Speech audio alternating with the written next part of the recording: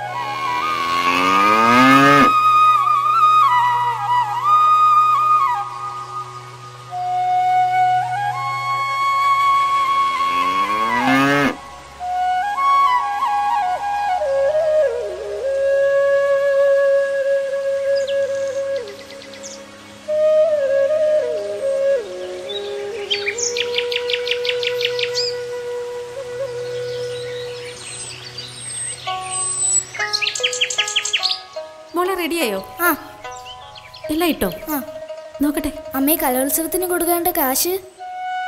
അയ്യോ, അച്ഛനോട് ഇന്നലെ പറഞ്ഞിരുന്നാണല്ലോ മോളെ. തരാൻ മറന്നായിരിക്കും. ഓ, കണ്ണൂരിട്ടണ്ട. മോളൊരു കാര്യം ചെയ്യേ, സ്കൂളിൽ പോണ വഴിക്കല്ലേ കട. കടയിൽ കയറി അച്ഛൻ്റെ നിന്ന് മേടിക്ക് കേട്ടോ.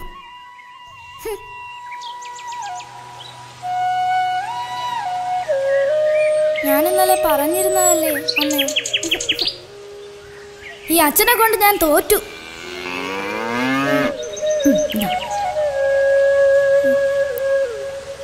ടാറ്റ.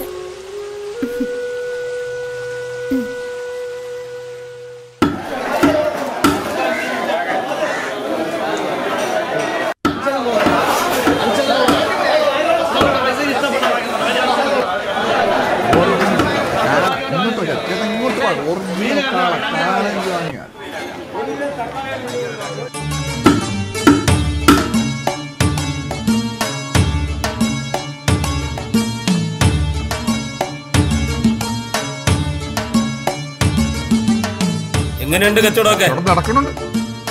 എന്തുവാടേ നോക്കിയൊക്കെ നിൽക്കുന്നത്? ജോലിയൊക്കെ ചെയ്യങ്ങോട്ട് ഊക്കി കൊടുടേ.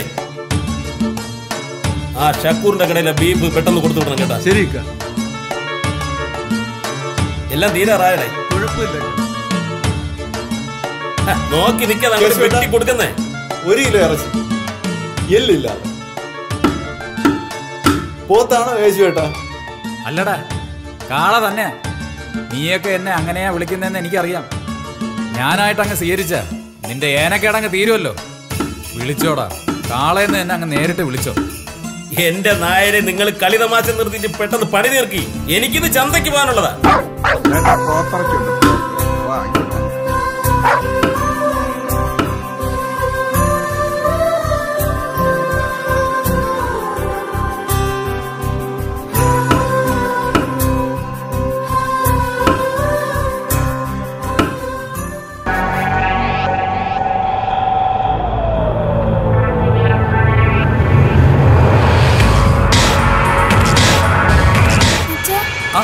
എന്താടി മോളെ?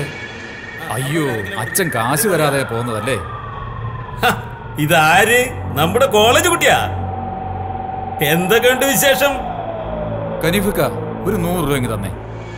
ഇങ്ങനെ ഓരോ കാര്യത്തിനും മുമ്പേറ് വാങ്ങി വാങ്ങി താൻ ജീവിതകാലം മുഴുവൻ പണിയെടുത്താലും എന്റെ കടം തീരില്ലല്ലോടെ നായൻ.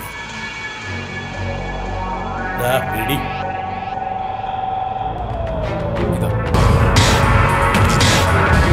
വേഗം പൊക്കോണേ, ബെല്ലടിക്കും.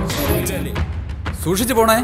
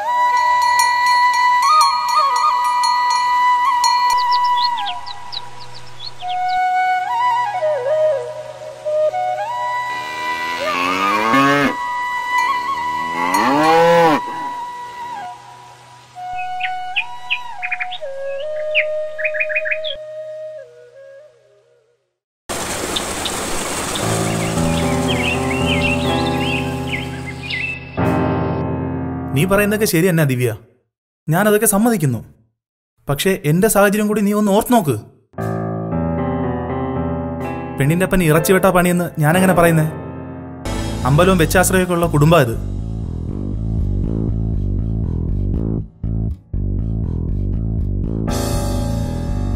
ഇതൊന്നും നേരത്തെ അറിയില്ലായിരുന്നോ? നേരത്തെ എന്നോട് നീ പറഞ്ഞിരുന്നോ? എന്നെ കുറിച്ച് ഒന്നും അറിയണ്ട, എന്റെ സ്നേഹം മാത്രം മതിയെന്നല്ലേ ഗിരീഷ് എന്നോട് പറഞ്ഞത്. ദിവ്യ, ഒരു തർക്കത്തിനൊന്നും ഞാനില്ല. എന്താ ഒരു സൊല്യൂഷൻ എന്ന് ആലോചിക്ക്. അല്ലെങ്കിൽ തന്നെ നമ്മുടെ കൂട്ടത്തിലുള്ളവർക്ക് പറഞ്ഞിട്ടുള്ള പണിയാണോ ഇത്?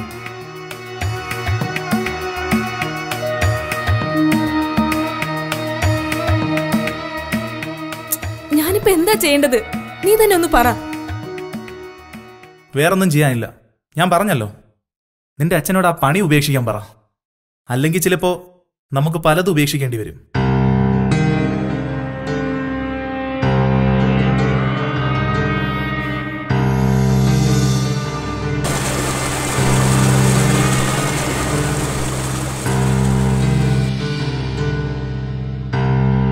ഹലോ, വരുന്നില്ലേ?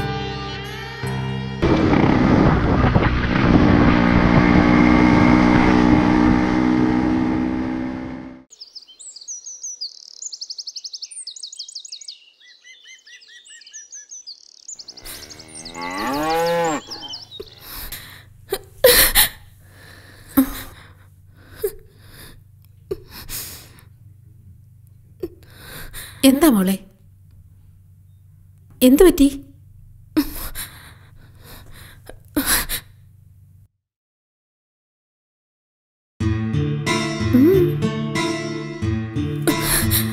കണ്ണുരുട്ടണ്ട, കാര്യം പറ. ഓർമ്മയായ കാലം മുതൽ സഹിക്കായി കളിയാക്കല്. കാള ഇറച്ചി കാളക്കുട്ടി. ഞാനൊരു പെൺകുട്ടിയാണെന്ന വിചാരമെങ്കിലും ഉണ്ടോ അച്ഛന്? നമ്മുടെ ജീവിതമാർഗമല്ലേ മോളെ ഇത്.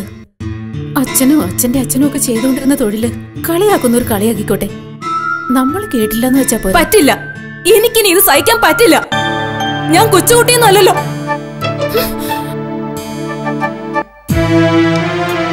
ഇനിയെങ്കിലും അച്ഛൻ ഈ നശിച്ച പണി നിർത്തിയില്ലെങ്കിൽ തീറ്റിക്കും. എല്ലാത്തിനും ഞാൻ എന്റെ ശവം തീറ്റിക്കും. അല്ലെങ്കിൽ അതും കൊണ്ട് വെട്ടിയറിഞ്ഞ് തൂക്കട്ടെ ഇറച്ചിക്കടയില്.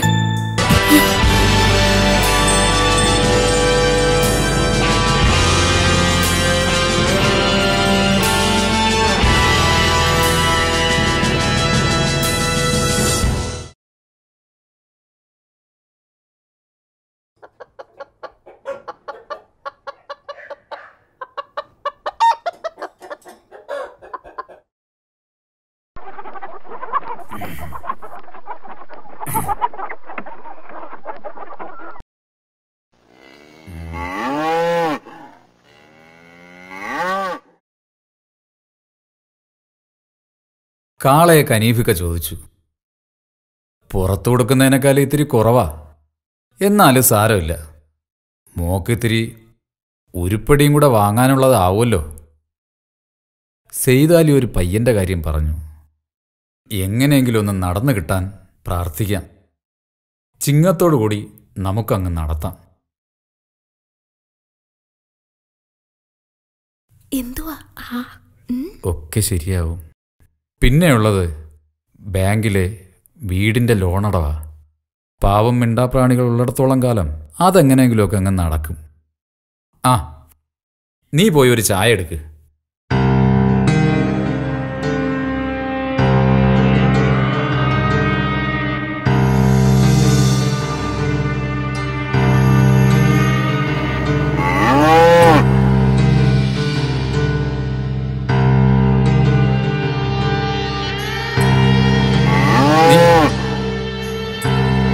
നീ വയ്ക്കോലും വെള്ളമൊന്നും കൊടുത്തില്ലേ?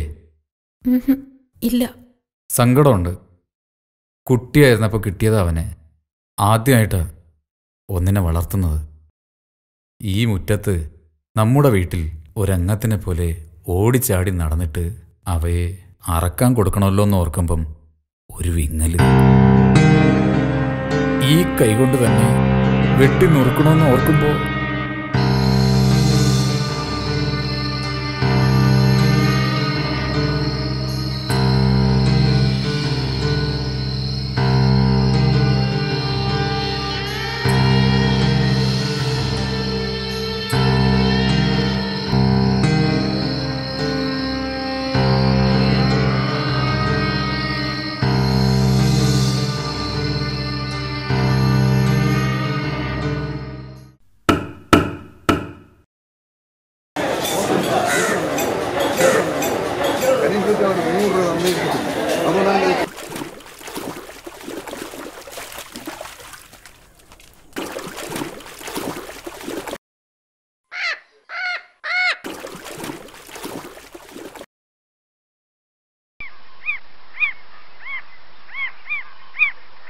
പയ്യൻ തയ്യാറാ. പക്ഷേ നിങ്ങളുടെ ഈ തൊഴിൽ വീട്ടുകാർക്ക് ബുദ്ധിമുട്ടാണ്.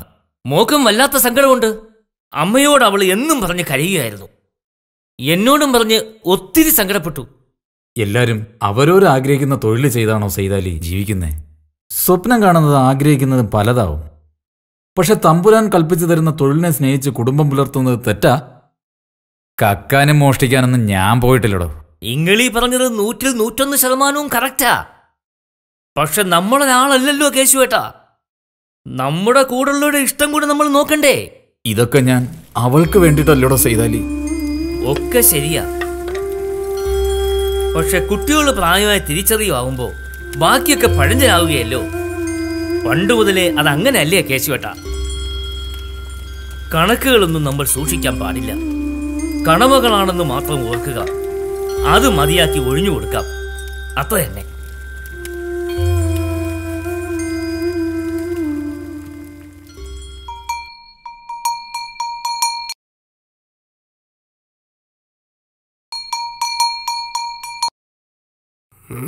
തരക്കേടില്ല.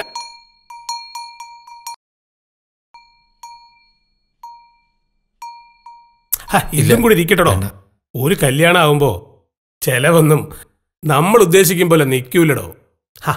ഏതായാലും നല്ലൊരു ദുബായിക്കാരനെ തന്നെ മരുമകനായി കിട്ടിയില്ലേ.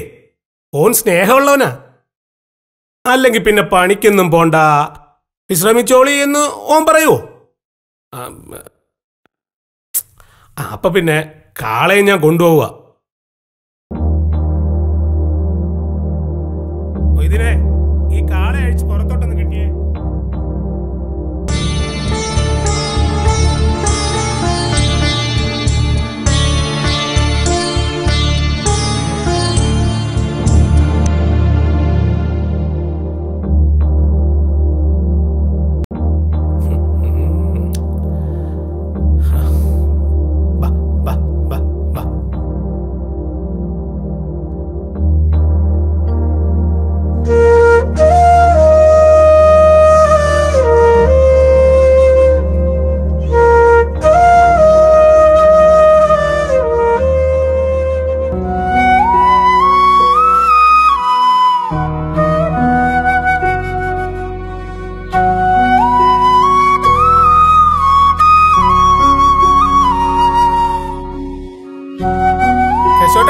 കല്യാണമൊക്കെ പൊടി പൊടിക്കണം കേട്ടോ.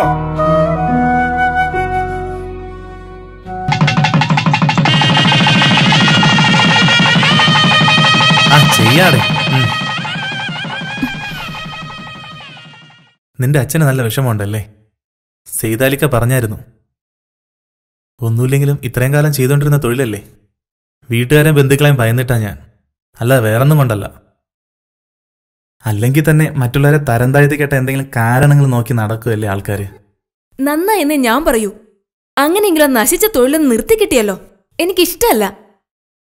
നാളെ അങ്ങോട്ട് പോണ്ടേ വിരുന്നിന്? എല്ലായിടത്തും ഒന്ന് ഓടിയെത്തുമ്പോഴേക്കും ലീവ് അങ്ങ് തീരും. തിരക്കിനിടയിൽ പഴയ ഫ്രണ്ട്സിനെ പലരെയും വിളിക്കാനും വിട്ടുപോയി. പോയാ ഇനി 1 കൊല്ലം കൂടി കഴിയുമല്ലേ തിരിച്ചു വരാൻ? ഒത്ത അതിനുള്ളിൽ ഞായങ്ങി മതിയാക്കി പോരും. എന്നിട്ടോ? നാട്ടിൽ വല്ല ബിസിനസ്സും തുടങ്ങും. എന്നാലും ഗൾഫിലെ സ്വന്തം ബിസിനസിന്റെ പ്രോഫിറ്റും സ്റ്റാറ്റസും ഒന്നും ഇവിടെ കിട്ടില്ലല്ലോ. അത് ശരിയാ. പ്രോഫിറ്റ് സ്റ്റാറ്റസ് മാത്രം പോരല്ലോ, ലൈഫും കൂടെ വേണ്ടേ? അതിന് അവിടെ ആയാൽ എന്താ കുഴപ്പം? എന്റെ ഒരു ഡ്രീം എന്താണെന്ന് വെച്ചാലേ നമ്മൾ അവിടെ സെറ്റിൽ ആവുന്നതാ. അതിന്റെ ഒരു വെയിറ്റ് ഒന്ന് വേറെയാ. അല്ല, അത് വേറെ തന്നെയാണ്. അത് നമുക്ക് ആലോചിക്കാലോ. അതൊക്കെ ആലോചിക്കാൻ ഇനിയും ടൈമുണ്ടല്ലോ. ഇപ്പോ ഈ വിലപ്പെട്ട സമയം കളയണം.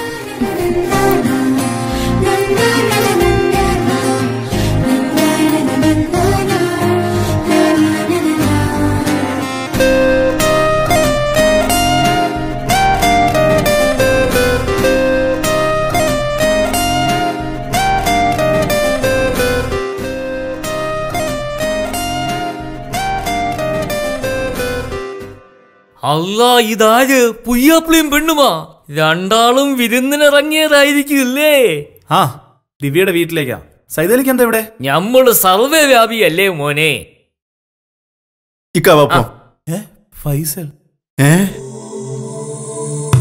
അളിയ ഗിരി നീയാ യാ. എടാ നിന്റെ കല്യാണവും കഴിഞ്ഞടാ. ഇങ്ങള് തമ്മി പരിചയമുണ്ടാ? പിന്നെ സൗദിയിൽ 1-2 കൊല്ലം ഞങ്ങൾ ഒരുമിച്ചല്ലേ വർക്ക് ചെയ്തിരുന്നു. കൊച്ചാപ്പയുടെ ഷോപ്പില്. ഷാർജയിൽ പുതിയ ഷോപ്പിംഗ് തുടങ്ങിയപ്പോഴല്ലേ ഞാൻ അങ്ങോട്ട് പോയത്. ആണോ? എന്നേക്കാൾ വിശ്വാസം കൊച്ചാപ്പയ്ക്ക് ഇവനെ. അതുകൊണ്ട് മൂപ്പര് ഷോപ്പിന്റെ മൊത്തം ഇൻചാർജ് ഇപ്പൊ ഇവനെ ഏൽപ്പിച്ചിരിക്കുന്നേ. അല്ല, കൊച്ചാപ്പിയുടെ ഷോപ്പ് എന്ന് പറയുമ്പോ അബൂബക്കറ ഷോപ്പ് എന്ന് പറയുമ്പോ ഇതെന്താ ചെയ്താലിക്ക നിങ്ങൾ ഇതൊന്നും അറിയാത്ത പോലെ? മൂപ്പർക്ക് ആകെ ഒരൊറ്റ ബിസിനസ് അല്ലേ ഉള്ളൂ. കുലത്തൊഴിൽ വിട്ടുള്ള ഒരൊറ്റ കളിയും മൂപ്പർക്കില്ല. എന്താപ്പോ ഞാൻ ഈ കേക്കണേ? ബെസ്റ്റ് ചോപ്പർ അല്ലേ ഇവൻ. നമ്മളെക്കാളും കൈ സ്പീഡാണ് ഇവനെന്ന് എപ്പോഴും കൊച്ചാപ്പ പറയും. ഇറച്ചി വേങ്ങനെ കൊത്തി അരിയുന്നത് കണ്ടാലുണ്ടല്ലോ ആളുകൾ നോക്കി നിന്നു പോവും. ഒറ്റ ദിവസം ഇവ 6 കാളയൊക്കെ അല്ലേ വെട്ടി അരിഞ്ഞ് തള്ളണത്. കൊച്ചാപ്പ ഇവനെ സ്നേഹത്തോടെ ഒരു പേരിട്ടിട്ടുണ്ട്, മൂരിക്കുട്ടീന്ന്. മൂരിക്കുട്ടീന്ന് വെച്ചാ കാളക്കുട്ടീന്നല്ലേ? അല്ലാ പടച്ചോനെ.